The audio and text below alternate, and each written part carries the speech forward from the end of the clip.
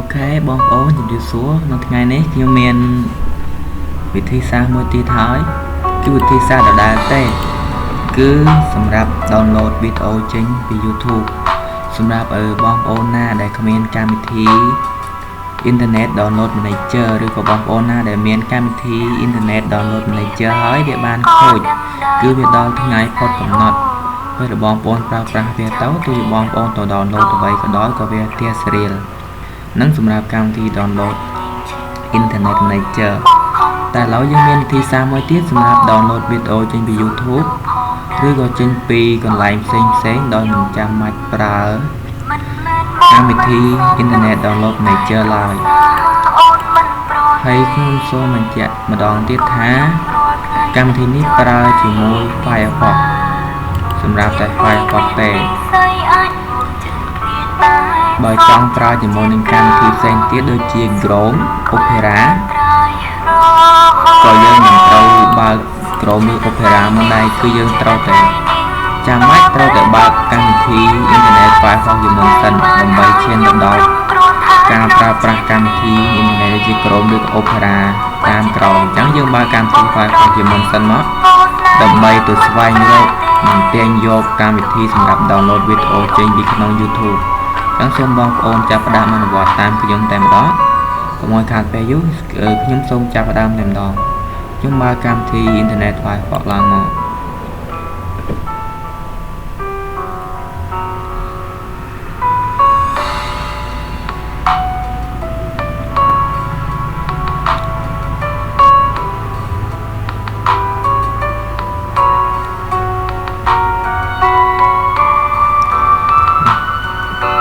គឺជា Google របស់ខ្ញុំពេលខ្ញុំបើកកម្មវិធី Firefox ឡើងមកវាឡើង play មក YouTube របស់ខ្ញុំជាស្រេចដោយខ្ញុំមិនបាច់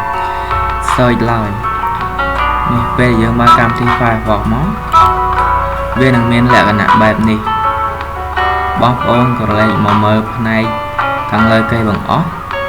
និងឈៀងខាងស្ដាំនៃកម្មវិធី Firefox ហើយបងប្អូន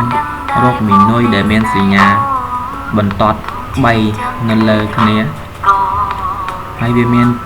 នៅមីនុយហ្នឹងគឺមានឈ្មោះថា Open Menu អញ្ចឹងសូមបងប្អូននៅទីនេះបងប្អូនមិនបាច់តន់ចុចអ្វីទាំងអស់សូមបងប្អូនក្រឡេកមកមើលតែចំណុចនៅទីនេះមួយទៅគឺបានហើយរកពាក្យថា Open Menu អញ្ចឹងបងប្អូនចុចលើហ្នឹងមកហើយបងប្អូនរកឲ្យឃើញនៅពាក្យថា Add-on នេះ Add-on នៅត្រង់នេះអញ្ចឹងខ្ញុំសូមចុច Add-on ដើម្បីទៅ search នឹងទាញយកកម្មវិធីមក download វីដេអូចេញពីក្នុង YouTube ពេលដែលបងប្អូនចុច Add-on ហើយបើសិនជានៅកន្លែងនេះកម្មវិធីរបស់បងប្អូនវានៅពីខាងលើពាក្យថា extension ឬក៏ affiliate ឬក៏ plugin ឬក៏ software សូមបងប្អូនយកវាមកចុចនៅលើពាក្យថា get add-on នេះមកហើយចុចលើពាក្យ get add-on នេះហើយបងប្អូនមកក្រឡេកមើលផ្នែកខាងស្ដាំបងប្អូននឹងឃើញកន្លែងមួយដែលវាដាក់ឲ្យ search វាសេថា search all add-on បងប្អូនចុចលើហ្នឹងមកហើយសូមបងប្អូនសរសេរតាមខ្ញុំដើម្បីទទួលយកកម្មវិធីមួយសម្រាប់ download វីដេអូដោយមិនចាំប្រើកម្មវិធី download Internet Manager ទៀតឡើយអញ្ចឹងសូមបងប្អូនសរសេរតាមខ្ញុំយើងសរសេរសរ S ធំ A តូច Y តូចថា save យើងសរសេរអក្សរចាប់ដើមដល់អក្សរ S ធំនោះពេលហើយយើងសរសេរពាក្យមួយទៀតថា from ក៏យើងត្រូវតែសរសេរអក្សរ S ធំ O M ហើយយើងដាក់សញ្ញា .net ហើយបងប្អូនដក clear យើងសរសេរពាក្យថា help នេះយើងត្រូវតែសរសេរអក្សរ A ធំ E L P E R helper save from .net helper សូមបងប្អូនវាយពាក្យនឹងតាមខ្ញុំបើខ្ញុំសរសេរអក្សរធំបងប្អូនត្រូវតែសរសេរអក្សរធំខ្ញុំសរសេរអក្សរតូចបងប្អូនត្រូវតែសរសេរអក្សរតូចដើម្បីអ្វីដើម្បីឲ្យយើងពេលដែលយើង search មកគឺវាឡើងកម្មវិធីដែលយើងត្រូវការនៅលើគេតែម្ដងមិនចាំបាច់ឲ្យយើងទៅស្វែងរកនៅ page បន្តទៀតគឺវាយូររយៈពេលយូរអញ្ចឹងយើងត្រូវតែ តែសរសេរវាតាមលំដាប់លំដោយនៃឈ្មោះកម្មវិធីរបស់វាទៅវាឡើងមកពីខាងលើគេពេលយើងសរសេរអញ្ចឹងរួចរាល់ហើយបងប្អូនចុច enter មួយមកហើយសូមបងប្អូនរងចាំមើលតើកម្មវិធីនេះវានៅលើគេដែរឬអត់នេះកម្មវិធីដែលយើងបានសរសេរនិង search ឈ្មោះវាអំបញ្ញមិញគឺនៅលើគេហើយមានសញ្ញាព្រួយពណ៌បៃតងហ្នឹងឈ្មោះដែលយើងសរសេរមិញអំបញ្ញមិញនេះ save from .net helper ដក clear all សញ្ញាដកមួយ in សញ្ញាដកមួយលេខ1ហើយ /YouTube downloader ហើយនៅពីខាងស្ដាំពីខាងមុខនៃកម្មវិធីហ្នឹងវាមានពាក្យថា install មិនថាតែកម្មវិធីហ្នឹងទេគឺគ្រប់កម្មវិធីទាំងអស់វាមានពាក្យថា install អញ្ចឹងបើបងប្អូនមិនឃើញកម្មវិធីហ្នឹងនៅលើគេទេសូមបងប្អូនក៏លេខមកមើលនៅក្រោមនេះរកឲ្យឃើញពាក្យថាកម្មវិធីមួយដែលមានឈ្មោះថា save from file.net helper នេះកម្មវិធីមួយនេះតែសម្រាប់យើងដែលយើងសរសេរឈ្មោះវាបានត្រឹមត្រូវវានឹងឡើងនៅលើគេអញ្ចឹងយើងយកពាក្យថា install នៅត្រង់នេះយើងចុច install លើមកហើយយើងចុច accept ពេលយើង install វានឹងឡើងផ្ទាំងមួយទៀតវាសួរថាតើយើងចង់ save កម្មវិធីនេះទៅក្នុងប្រព័ន្ធអ៊ីនធឺណិតនិងក្នុង program កុំព្យូទ័រយើងដែរឬអត់អញ្ចឹងយើងយកពាក្យថាបើវាមានពាក្យ yes បងប្អូនយក yes បើមានពាក្យថា okay បងប្អូនយក okay ឬក៏ accept and install អញ្ចឹងយើងយកពាក្យថា accept and install មកនេះគឺវាបាន download និង install ឲ្យយើងវាបានពេញទៅហើយវា install យើងរួចជាស្រេចពេលដែលយើងបាន download install រួចហើយបងប្អូនក្រឡេកមកមើលផ្នែកខាងលើគេបង្អស់និងផ្នែកខាងស្ដាំពីមុនពេលដែលយើងមិនទាន់បាន install កម្មវិធីនឹងឡើងគឺវាមានតែប៉ុណ្ណេះទេតែដល់ពេលយើងបាន install កម្មវិធីនឹងឡើងវាឡើងកម្មវិធីនឹងមួយនៅផ្នែកខាងនេះខាងស្ដាំគេនេះខាងស្ដាំសញ្ញារូបនេះអញ្ចឹងបងប្អូននឹងឃើញកម្មវិធីហ្នឹង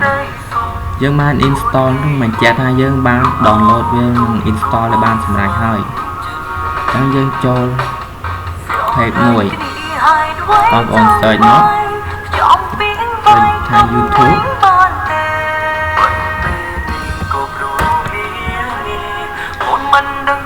ចាំមើលវាឲ្យយើង download វីដេអូចេញពី YouTube តាមរបៀបណាខ្ញុំនឹងបង្ហាញបងប្អូន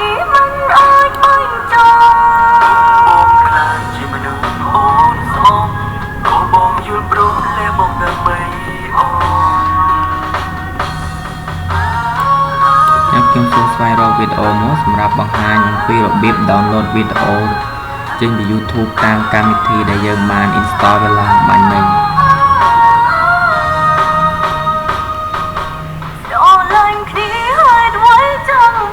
បងប្អូនរងចាំមួយផ្លែតខ្ញុំរកវីដេអូណាដែលមានរយៈពេលខ្លីដែលបញ្ជាក់ថាឲ្យយើងពិតជាប្រើប្រាស់កម្មវិធីនេះបានសំទោសនឹងដោយសារបញ្ហាអ៊ីនធឺណិតរបស់ខ្ញុំ download វីដេអូនេះមួយដែលមានរយៈពេល5នាទីនិង22វិនាទីคลิกលើវីដេអូនឹងមក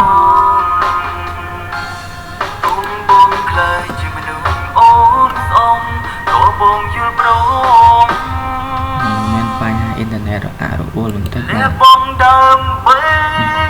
ពេលដែលយើងបាន install កម្មវិធីនឹងហើយយើងចុចលើវីដេអូណាដែលយើងចង់បាននេះដែលយើងចង់បានវីដេអូណាដែលយើងចង់បានហើយសូមបងប្អូនក្រឡេកមកមើលពីខាងក្រោមនៃចំណងជើងវីដេអូហ្នឹងហើយនឹងពីខាងមុខពាក្យថា subscribe វានឹងឡើងកន្លែងឲ្យយើង download នេះពាក្យថា download អញ្ចឹងបងប្អូនចុចលើហ្នឹងសម្រាប់ជ្រើសរើស file វា loading សម្រាប់យើងជ្រើសរើស file ញ៉ាំមកដើម្បី file download បន្តទៀត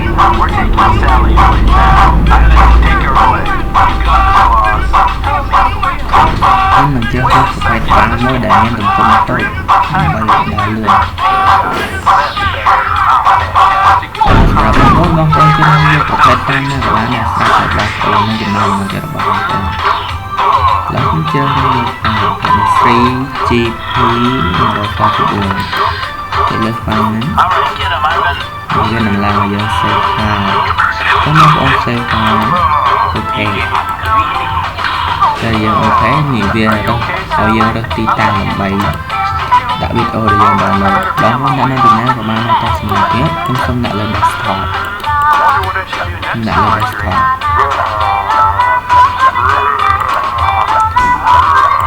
សូមដាក់លើ desktop តែម្ដង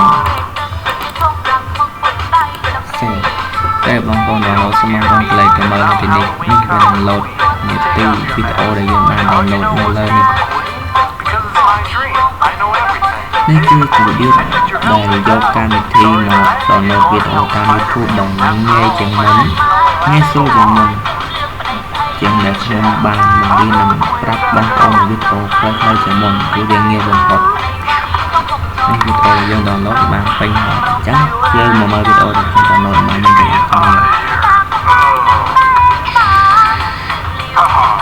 គ្នានេះអូខេមក download ទៅខ្ញុំមកកម្មវិធីមួយសម្រាប់ចាក់វីដេអូ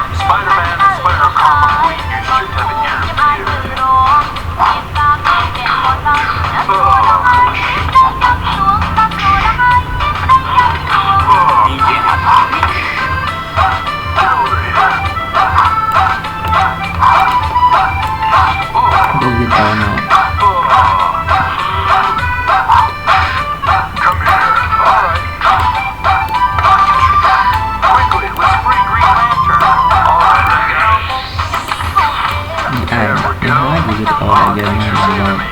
នេះគឺជាវីដេអូនេះអូខេវីដេអូនេះវីដេអូនេះ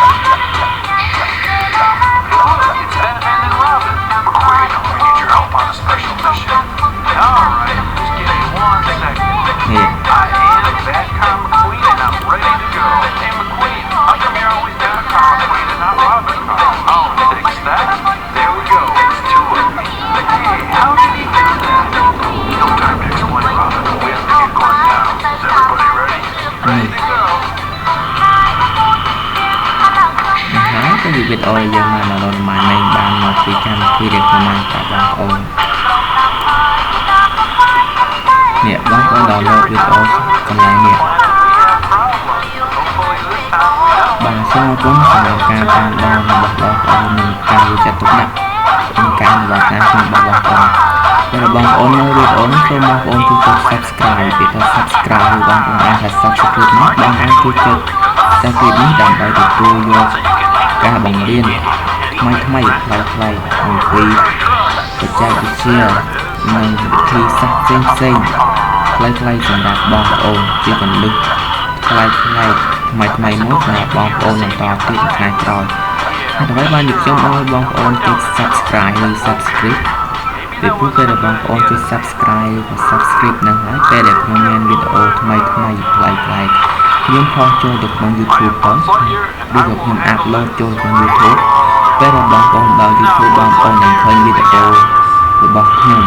ដោយមិនចាំបាច់ឲ្យបងប្អូន search ពិបាករកស្វែងរកវីដេអូណែនាំខ្លីៗអំពីគន្លឹះល្អៗសម្រាប់បងប្អូនឡើយបាទសូមអរគុណ